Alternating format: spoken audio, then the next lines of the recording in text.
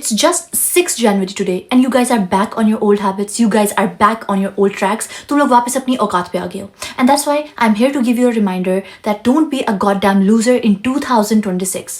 You need to make this year a lot better than 2025. I know वो सारा जुनून, वो सारे resolutions जो 31st December 2025 को हमने बनाए थे, वो सब के सब फुस हो गए हैं. वो सारी motivation फुस हो गई है. So yeah, I'm here to give you a goddamn reminder that how to be a goddamn bitch in 2026, because I know you need it. I know you need this reminder, and I'll be giving this reminder again and again and again until you change this year for good. Let's get into it. You need to understand that doom scrolling is not normal.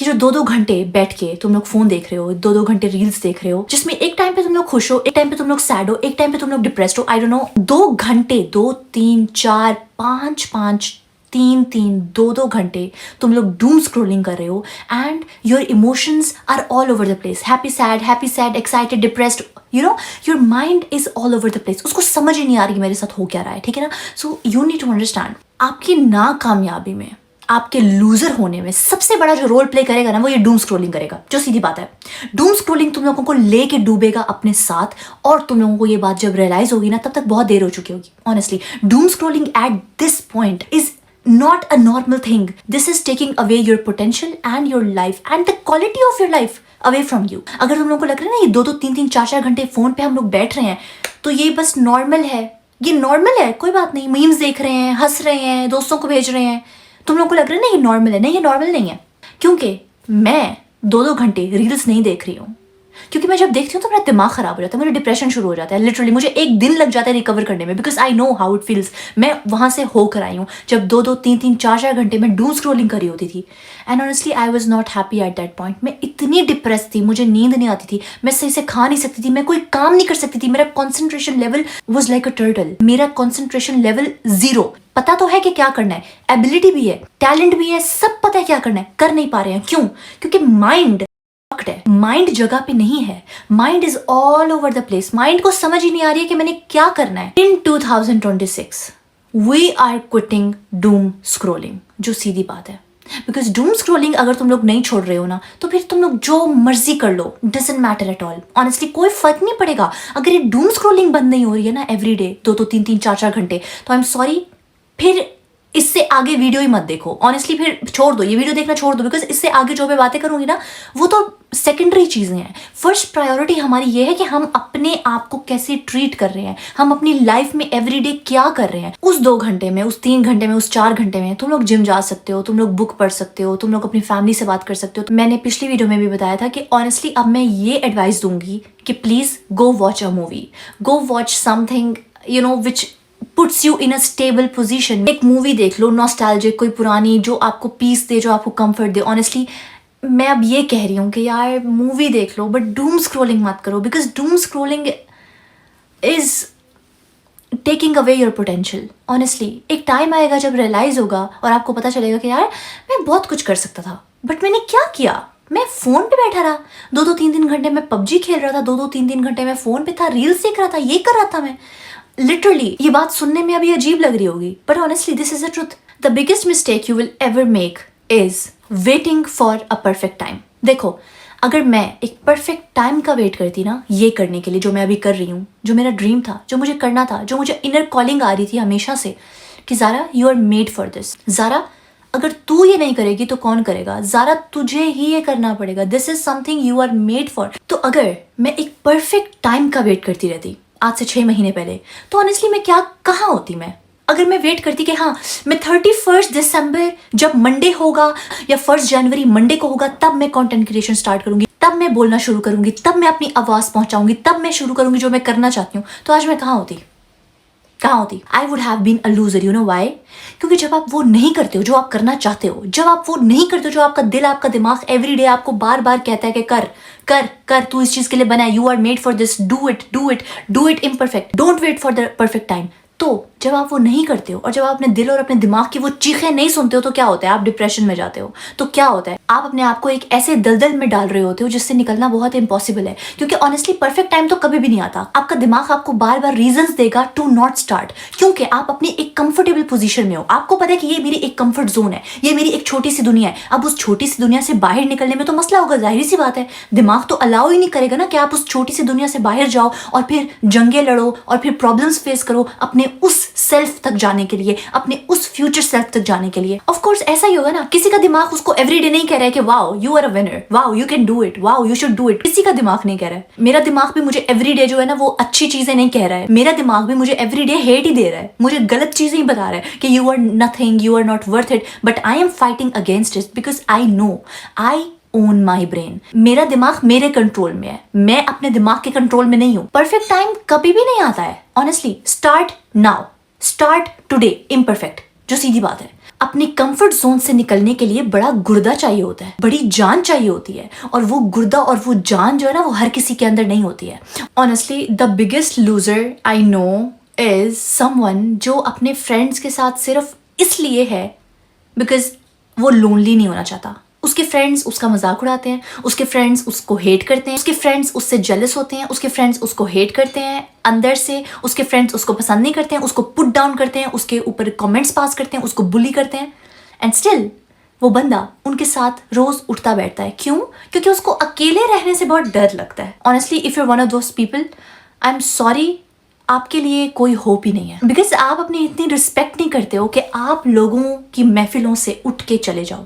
आप लोगों को छोड़ना accept नहीं कर सकते, but आप अपनी बेइज्जती, अपनी इंसल्ट, जो लोग आपको रोज नीचे गिरा रहे हैं, उनको आप बहुत पसंद करते हो। उनके साथ रहना is okay for you, but उन लोगों को छोड़ना is not okay for you because you are afraid to be lonely in 2026। मेरी ये बात मानो, लिटरली, ठीक है? ये मेरी एक बात मान लो और फिर मुझे बताओ कि तुम लोगों की लाइफ कैसे चेंज होती है। Start cutting out people without any explanation. Literally just cut them out of your life without any explanation. वो कभी आपके पीछे भी नहीं आएंगे ऑनेस्टली। फिर आपको पता चलेगा कि आप उनके सामने कुछ भी नहीं थे। आपकी उनके सामने औकात, आपकी उनके सामने वर्थ, आपकी उनके सामने इंपॉर्टेंस बस इतनी सी थी कि वो आपका मजाक उड़ाए, उन्होंने आपको बुरा फील करवाया। That's the only reason you need to cut them out of your life, और बात हो गई खत्म। ठीक है ना? अगर आप किसी ऐसे इंसान के पीछे भागोगे, अगर आप ऐसे लोगों के पीछे भागोगे जो आपकी रिस्पेक्ट ही नहीं करते, जो आपको वर्दी ही नहीं समझते, जो आपको किसी काबिल ही नहीं समझते, बट आप उनके पीछे सिर्फ इसलिए भाग रहे हो क्योंकि आप अकेले नहीं रहना चाहते हो, सो आई एम रियली सॉरी। जिंदगी में आप फिर कहीं भी नहीं जाने वाले। आप जितनी मर्जी मेरी वीडियोस देख लो, आप जितना मर्जी सेल्फ इंप्रूवमेंट कंटेंट देख लो, you are not going anywhere because you need to understand at some point you have to cut people out of your life because they are not serving you any purpose. Another point which I want to talk about is stop comparing yourself to other people. आपको नहीं पता उनकी क्या journey रही है, आपको नहीं पता उन्होंने अपनी जिंदगी में क्या खोया है, आपको नहीं पता उन्होंने कितनी एफर्ट पुट की है, आपको नहीं पता कि उन्होंने अपनी जिंदगी में कितनी मुश्किलात देखी हैं। लोग आपको सिर्फ उतना ही बताते हैं जितना वो आपको बताना चाहते हैं, जो सीधी बात है। आप जिनके साथ अपने आप को कंपेयर करो कि हाँ भाई उसने ये उखाड़ लिया, उसने ये उखाड़ लिया, मैं तो कुछ भी नहीं कर पाया, आपको क्या पता है कि उसने जिंदगी में क्या क्या खोया? आपको क्या पता कि उसने कितनी रातें जागी हैं उस चीज को हासिल करने के लिए? आपको क्या पता कि उसको ये चीजें जो अब मिल गई हैं वो कितनी मुश्किलात के बाद मिली हैं? अगर आपको कंपेयर करना ना अपने आप को किसी के साथ, तो फिर आप उन लोगों के साथ करो जो आपके साथ हैं। आपने यहां से जर्नी स्टार्ट की, उसने भी यहां से जर्नी स्टार्ट की, आप दोनों की जर्नी यहां से स्टार्ट हुई है बिल्कुल इक्वली। फिर देखो कि वो कहाँ है, आप कहाँ हो। अगर कंपैरिजन करना है तो फिर उन लोगों से करो। उन लोगों से मत करो ना जिनके पास ऑलरेडी प्रिविलेज है, जिनके पास बाप का पैसा था, जिनके पेरेंट्स ने उनको सब कुछ सेटल करके दिया था, जो ऑलरेडी आपसे एक लेवल ऊपर हैं। आपको पता है उनके पास प्रिविलेज है, वो प्रिविलेज आपके पास नहीं है, तो फिर आप अपने आप को उनके साथ कंपेयर नहीं कर सकते हो। अगर वो बंदा 1 साल से उस चीज के पीछे भाग रहा था, उस चीज के लिए मेहनत कर रहा था, बट आपने उस चीज के लिए सिर्फ 1 हफ्ता मेहनत की है, आपने उस चीज के लिए सही से मेहनत भी नहीं की, आपने उस चीज को उतनी चाहत से पाने की कोशिश नहीं की जितनी उस इंसान ने किया है, तो फिर आप अपने आप को उसके साथ कैसे कंपेयर कर रहे हो? ऑफ कोर्स वो बंदा ज्यादा डिजर्व करता है क्योंकि उसने ज्यादा मेहनत की है, उसने उस चीज को पाने के लिए अपना सब कुछ कुर्बान कर दिया है। And on the other hand आपने उस चीज को पाने के लिए मेहनत ही नहीं की। सो या my point is stop comparing yourself. हो सकता है उन्होंने जिंदगी में कुछ उखाड़ा ही ना हो, सिर्फ दिखावा कर रहे हो, क्योंकि आजकल की जिंदगी में यही हो रहा है, आजकल की दुनिया में यही हो रहा है। लोग आपको बताएंगे मैंने ये भी कर लिया, मैंने वो भी कर लिया, मैंने वो भी कर, बट असल में उन्होंने कुछ भी नहीं जिंदगी में उखाड़ा होता। ऑनेस्टली वो सिर्फ बातें करे होते हैं। Another point is talking too much, you know, talking too much and doing nothing. कुछ लोग होते हैं ना जो बहुत ज्यादा ऊंची ऊंची फेंकते हैं उनका काम कुछ भी नहीं होता, काम उन्होंने कुछ भी नहीं किया होता, बट उनको फेंकना बहुत पसंद है। वो आपको हमेशा ब्रैग करते हुए नजर आएंगे, मैंने वो भी कर लिया, मैंने वो भी कर लिया, मैंने वो भी कर लिया। असल में आपको पता होता है कि उन्होंने कुछ भी नहीं किया। तो या another important thing you need to understand is, आप ज्यादा काम करो, बोलो कम। जितना ज्यादा बोलोगे ना, लोगों की नजरें लगेंगी, उतनी ज्यादा नजरें लगेंगी, जो थोड़ा बहुत काम अभी चल रहा है ना वो भी खत्म हो जाएगा। बातें कम करनी है, हमने काम ज्यादा करना है। हमारा काम लोगों को बताए कि हमने क्या क्या अचीव कर लिया है, हमारी बातें ना लोगों को बताएं कि हमने क्या क्या अचीव कर लिया है। हमने काम करना है और खामोशी से करना है, सर नीचे काम ऊपर, बात खत्म। और बाद में लोगों को पता चलना चाहिए आपके रिजल्ट से कि आपने क्या क्या उखाड़ लिया। आप कुछ करना चाहते हो, अब आपका जो दिमाग है ना वो आपको फोर्स करेगा कि आप जो है ना लोगों को बताओ कि हाँ मैं ये करना चाहता हूँ, मैं ये करना चाहता हूँ, मैं ये कर रहा हूँ, मैं ये करूंगा, यू नो। तो फिर जब आप लोगों को बताते हो अपने प्लान्स के बारे में कि हाँ मैंने ये किया, ये किया, ये करूंगा, वो करूंगा, ऐसे प्लान किया, वैसे प्लान किया, आपका दिमाग आपको सिग्नल देता है कि हाँ you have already achieved it. और आपने नोटिस किया होगा जब हम अपने प्लान्स, जो गोल्स हैं, वो लोगों को बताते हैं ना, तो बाद में बड़ी सेटिस्फेक्शन मिलती है।